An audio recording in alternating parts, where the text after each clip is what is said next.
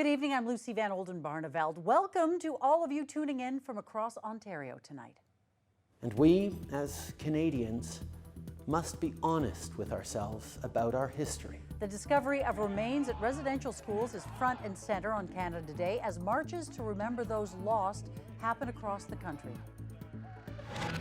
We've seen numbers that indicate huge progress that we're making, but there's much more to be done. Canada Day hasn't stopped Ontario's vaccination effort. We'll get an update on those using the holiday to get a dose. Canada Day has taken on a very somber tone this year. The ongoing revelations about unmarked Indigenous graves at former residential schools across the country has changed events from celebrations to quiet reflections. Travis Danraj looks at this year's ceremonies and the continuing fallout from the discoveries. A day of mourning and remembrance. That's how three generations marching together viewed this Canada Day. I was taken into a room with my mother. 68 years later, memories of residential schools still haunt Marjorie Chakhaji Lee. She was just 8 years old in this photo. They told me to wait there. They took my mother out of the room and I never saw her again till the summertime. I was terrified. I was so scared I didn't know what was happening. Stories like Lee's shared right across the country, from Ottawa to Vancouver, Winnipeg to Toronto and St. John's, a sea of orange instead of red this year. The unified message, every child matters. These mass graves of these children who were raped, murdered, and ignored, their voices cannot be muzzled. The Prime Minister striking a mixed tone, recognizing many want to celebrate after more than a year of lockdowns while acknowledging A lot of Canadians, particularly Indigenous peoples, who don't feel like celebrating, who are living through continual traumas from having the grave sites discovered, but also living a present that is continually marked by intergenerational trauma. Marches were peaceful overall. However, there was an incident in Ottawa when police tried to film the crowd. Indeed, tensions remain high. Two more churches targeted. One in St. John's vandalized, another in Whitehorse, the scene of a suspicious fire. Back in the nation's capital, Lee's granddaughter recognizes the push for justice is now her generation's battle. My grandmother fought like hell for us, and she didn't even know we were going to exist. And I owe it now to my son and my future grandchildren to fight for them. Hope, real change, real reconciliation is somewhere on the horizon beyond this July 1st. Travis Danraj, CBC News, Ottawa. There are signs the COVID-19 situation is improving in Ontario. In Ottawa, with fewer cases, a testing centre is closing down tomorrow. More people are vaccinated as well. And there's a push to get even more vaccines in arms this weekend. The CBC's Christalee Ramlakan has more. Once bustling with people, the Herongate Testing Centre in Ottawa has been quiet for the last 2 to 3 months. After 15 months of providing tests, the centre is closing Friday. It's the first testing centre to shut down in Ottawa. With fewer cases, there is less need for testing centres. A lot of people approach it with mixed emotions, and some people are unfortunately saddened or frustrated to see that we're closing, especially the local population around here. But I think at the end of the day, this is the light at the end of the tunnel. All testing centres are looking at reducing hours and staffing and eventually closing. Bittersweet for some. We're going to miss our colleagues, we're going to miss, the clinic and everything, but it's definitely good news. It means that COVID might finally be ending soon. As cases go down, vaccines are up. All adults in Ontario can now accelerate their second dose appointment. I'm mostly here today to say thank you. In Toronto, Mayor John Tory visited an immunization clinic to thank staff for working Canada Day and the coming weekend. He encouraged people to get vaccinated as soon as possible. This is the most powerful tool that we are going to have to put this COVID-19 pandemic behind us. People want to see things reopened faster. So do I. Nope, I don't think there's a single soul who doesn't. We want the indoor dining. We want the gyms open. We want the children's sports and other things to get back to normal. In Ontario, nearly 78% of adults have received at least one dose, and more than 39% are fully vaccinated. Those numbers meet targets set for Step 3 of reopening, but provincial officials want to wait a full 21 days from the start of Stage 2 before rolling back restrictions further. Toronto has reached a new milestone with more than 45% of adults fully vaccinated. Close to 80% have a first dose. The city says reaching that point by Canada Day was a goal set by the provincial science table for Delta variant hotspots. In Ottawa, more than 1 million doses have been given to residents. Nearly 70% of people in Ottawa have at least one dose, and almost 30% of people in Ottawa are fully vaccinated. Ottawa Public Health also has a new interactive map of vaccination sites. Public health officials are still telling people to follow health guidelines, especially with the more transmissible Delta variant. People with only one dose are less protected against that variant, which has contributed to spikes in cases in some areas. Crystalie Ramlakan, CBC News, Ottawa. Ontario isn't releasing any COVID numbers today because of the holiday. Instead, we will get 2 days of numbers tomorrow. Police across the province have already caught violators of the stunt driving rules that launched today. They'll face tougher consequences as part of new road safety laws. The CBC's Jessica Ng has the story. With more drivers hitting the road for the holiday, Toronto police were quick to catch their first violator of the new street racing rules. Detective Constable Scott Matthews tweeting that a 24-year-old driver got clocked at 145 kilometers an hour in a 90 zone. 14-day vehicle impoundment and 30-day license suspension are just part of the changes rolled out in the first stage of the MOMS Act, or moving Ontarians more safely. On a highway, on a road, there's pedestrians, there's bicyclists, cyclists, children. You don't know what's happening. There's drivers of all skill levels. They may not see you. You may not see them until it's too late, and then we're dealing with the aftermath. If you're convicted of stunt driving in Ontario, penalties can go up to $10,000. Plus mandatory driver's ed courses and further suspensions, potentially for the driver's lifetime. These harsher penalties, which were previously 7 days of impoundment and suspension, come on the heels of Project Takeover. An investigation into illegal street racing groups led by York Regional Police. It resulted in close to 350 charges laid and 70 arrests. Sergeant Schmidt says OPP have also observed a huge rise in speed racing on provincial highways. 8,270 people were charged with stunt driving in 2020. The most in the previous legislation's history. And stats agree. Aggressive driving license suspensions went up 130% in the 6 years before the pandemic. Then, in the first couple months of lockdown, they spiked another 50%, and nearly half were drivers under 25. Police and advocates attribute that primarily to social media. We've got all kinds of apps that can encrypt and secretly bring you to one location. And then you've got an activity that's at very, very high risk. And you've got people involved who don't really care about anybody else. Brian Patterson's organization was instrumental in shaping the MOMS legislation. He is vehement that the new rules will help deter young, aggressive drivers. What we want to do is create the scenario where the incident is equivalent to the punishment. Advocates and law enforcement hope those harsher punishments equate to safer streets across Ontario. Jessica Ng, CBC News, Toronto. Ontario Provincial Police have charged a man from Prince Edward County near Kingston with impersonating a police officer. Police began investigating after a motorist complained that they had been stopped by someone driving a car with flashing red and blue lights. The motorist and the supposed officer spoke briefly before the man drove away. Officers later arrested the man for impersonating a peace officer. Police also seized the red and blue flashing lights. A 40-year-old man is facing several charges.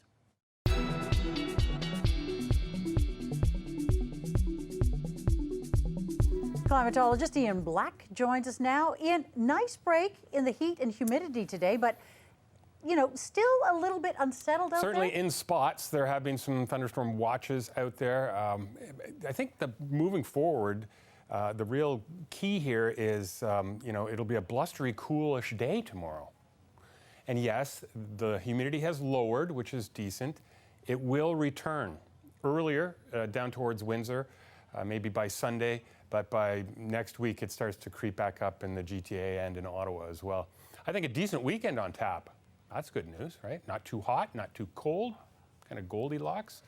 I talked about the return of the humidity. Boy, it'll be a little sticky around here for a day or two at least next week. We'll talk about the details on that. Check out these temperatures. It's 14 degrees in Sudbury. Teens in Moosonee too. So there's a lot of cloud. It's a little unstable, and as that cool air kind of spins down, it's been kicking off some showers and storms. There's the heat, stays there for now, but as I say, the heat and humidity does return here for a little bit. Okay, so if you look here, you can kind of see the little spin here in the cloud. So it's very cool, it's very unsettled, and as it crashes into eastern and southern Ontario, kicking off some showers and storms. Look at, Woodstock, Brantford, Windsor even had a thunderstorm watch at one point earlier this afternoon. Typically, it begins to quiet down as you move through the evening hours. Tomorrow, a lot of clouds, blustery, and you get into the afternoon and pop-up showers and storms, with the exception of Windsor. I think you're too far to the southwest. So a little unsettled, a little blustery tomorrow, and a little bit on the cool side too. There's your weekend. Looks pretty good at this point. I know it's early, but that's the way it looks now for Ottawa. Toronto, your weekend looks fine. It will be breezy tomorrow with a chance of showers and storms.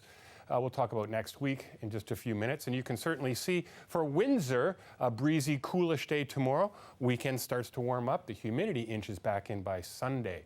Weather photos and a recap of your forecast coming up.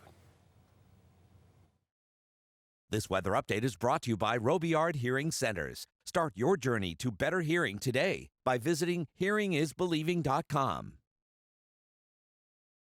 A fast-moving wildfire has destroyed the small town of Lytton, British Columbia.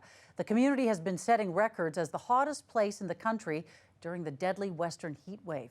The CBC's Katie Nicholson has the latest on the fires, the heat, and now the flooding that are hammering BC. It came at them fast, a wall of smoke and flames. Said it's coming this way, fast. Let's get out of here.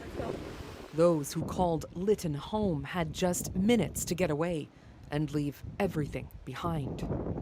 Today, the village that set Canadian heat records this week now burned almost to the ground. Frantic efforts now to locate evacuees. Some residents have not been accounted for, and their location is currently being investigated by the RCMP. Authorities are trying to find those who haven't been heard from. It's been a dangerous week. Nearly 300 deaths in BC linked to the brutal heat wave. The number of active fires in BC more than doubled in the last 2 days, some stretching across Prince George in the north, and multiple fires not far from Lytton. One near Lillooet, another near Ashcroft. So unfortunately, it looks like our place has got zapped. Marshall Potts fears his ranch near Kamloops is a total loss. It's all black. All the trees are gone. All the grass is black. Flooding, too, is a problem across the province. Alpine melt from high temperatures in the mountains flowing into rivers, prompting warnings and watches. In McBride, the Fraser River spilled its banks, moose able to swim through fields, and forcing crews to shore up the walls of the sewage lagoon overnight. We were probably going to get flooded by about a foot or so, which is not good at all. Between fires and floods, BC is in bad shape and needs help. We are absolutely ready to support. Evacuation order, Scottsville. But with another fast-moving fire near Decca Lake, forcing hundreds more to flee, the question is how much help and how quickly will it arrive? Katie Nicholson, CBC News, Vancouver. A top executive with the Trump Organization is facing criminal charges today, and so is the company that Donald Trump once headed. The state of New York laid the charges after an investigation that went on for years. Farah Morali has the details. He's one of Donald Trump's longest-serving associates. Today, Alan Weiselberg was seen inside the Manhattan District Attorney's office in handcuffs, indicted by a grand jury.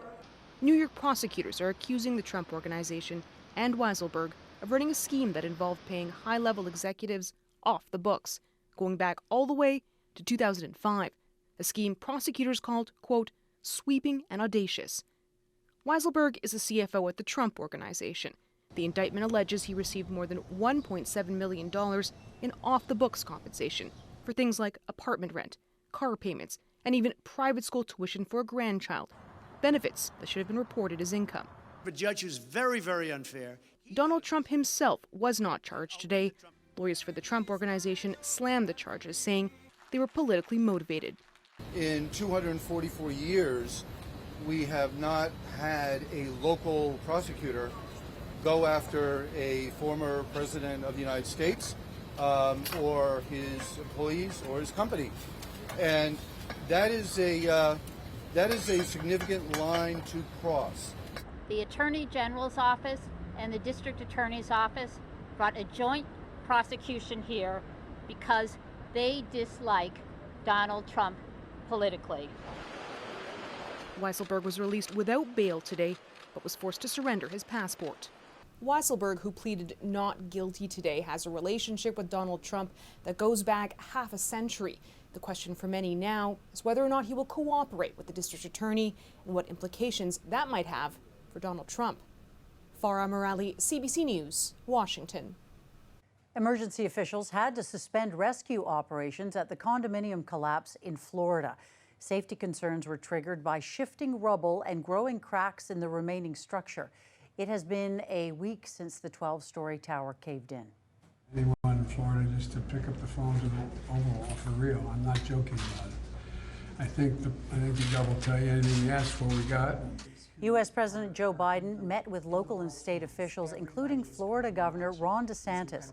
He promised ongoing federal support for the rescue and recovery effort. Biden also met with some of the first responders who have been working at the scene. He thanked them for their efforts before visiting the site himself. At least 18 people are known to have died in the collapse. 145 people, including 4 Canadians, remain unaccounted for. A poignant moment in London today as Princes William and Harry unveiled a statue of their late mother. Princess Diana would have been 60 today. She died in a car crash in Paris 24 years ago. Her sons commissioned the monument, and it is placed in one of Diana's favorite spots. Salima Shivji has the story. An unveiling several years in the making that's brought two brothers together at a trying time. This is how Princes William and Harry want their mother remembered, surrounded by children full of love, just as they remember her. For all that the princess was a very public figure, that she was somebody's mother. I paid the greatest heed to both princes and what they had to say. The ceremony was subdued. No speeches in the palace garden she loved so much. The spotlight squarely on Diana, when most are scrutinizing what's going on between her two sons. You forgot your boots. Once so close, their relationship now decidedly tense after Harry and Meghan's explosive interview accusing the royals of racism. There are plenty of smiles as they were arriving together, walking in. The images from that will be quite powerful in, I think, trying to overturn the public image of the brothers, which has been divided for so long. That strain to keep the focus on Diana and off the strained relationship is clear. For the brothers, today is about the statue that was always meant to be a way to reflect on Diana's legacy, much like another exhibition also here at Kensington Palace. The centerpiece on loan from her sons, Diana's wedding dress, the stuff of fairy tales. Broadcast all over the world 40 years ago. But for the curator, it's another dress that fully embodies what the princess was all about. Which she called her caring dress. She wore it time and time again, so much so that the press told her to stop wearing it. She wasn't going to have any of that, because she knew that children responded to those bright colours. That legacy evident in the outpouring of love for Diana at each birthday. Diana meant everything to everybody. And everything to her sons, who did all they could to make today all about her. Salima Shivji.